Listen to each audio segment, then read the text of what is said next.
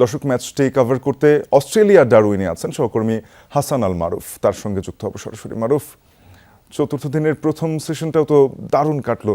বাংলাদেশের জয়ের পথে এখন একমাত্র বাধা ক্যামেরন গ্রিন বলা যায় নাকি? ক্যামেরন গ্রিনকে যত দ্রুত বাংলাদেশ ফেরাতে পারবে, টার্গেটটা তত ছোট হবে এবং বাংলাদেশের জয়ের সম্ভাবনা তত বেশি বাড়বে। আসলে যখনই টার্গেট দেওয়াটা শুরু হয়েছে অস্ট্রেলিয়া, তখন আরেকটা বিষয় আলোচনা আসে। বাংলাদেশ প্রস্তুতি ম্যাচে মাত্র 54 রানেও কিন্তু আউট হয়েছিল এই ডারউইনেই।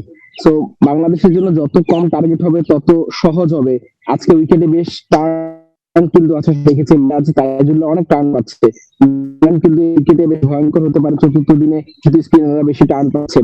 এবং শুরুর দিকে অজি পেসার মিচেল স্টার্ক, প্যাট কামিন্সরাও বেশ ভালো মুভমেন্ট পাবে। বাতাস আছে এখন ডারউইনে, রোদও আজকে কিছুটা কম গতকালকের তুলনায়। সো বোলাররা আসলে সেই সুবিধাটা পাবে উইকেট থেকে।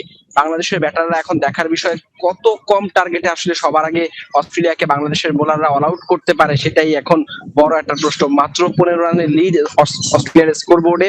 এই লিডটা আসলে যদি সব মিলে 50, 60, 70 রানের মধ্যে রাখা যায় বাংলাদেশের জন্য সেই ম্যাচটা সহজ হবে। অর্থাৎ 100-র নিচে যত কম টার্গেট হবে বাংলাদেশের জন্য সেটা চেস করাটা আমার কাছে মনে হয় সহজ হবে, খুব বেশি কঠিন হবে না। এখন দেখার বিষয় আসলে বাংলাদেশ সেটা কততে রাখতে পারে। বাংলাদেশের ব্যাটাররা প্রথম ইনিংসে ভালো করেছে, তানজিদ তামিম সেঞ্চুরি করেছেন, মোমিনুল শান্তরা ভালো ইনিংস খেলেছে, সেই কনফিডেন্সটা নিশ্চয়ই আছে।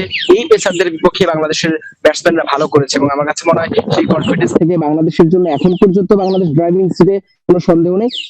অস্ট্রেলিয়ানরা অবশ্যই ব্যাকফুটে আছে, সেই চাপটা আসলে যত বেশি দেওয়া যায়, উইকেট যত দ্রুত নেওয়া যায় বাংলাদেশের জন্য এই টেস্টে ততই ভালো হবে, তত দ্রুত আসলে এই টেস্টে বাংলাদেশের জয়ের সম্ভাবনাটা আসবে।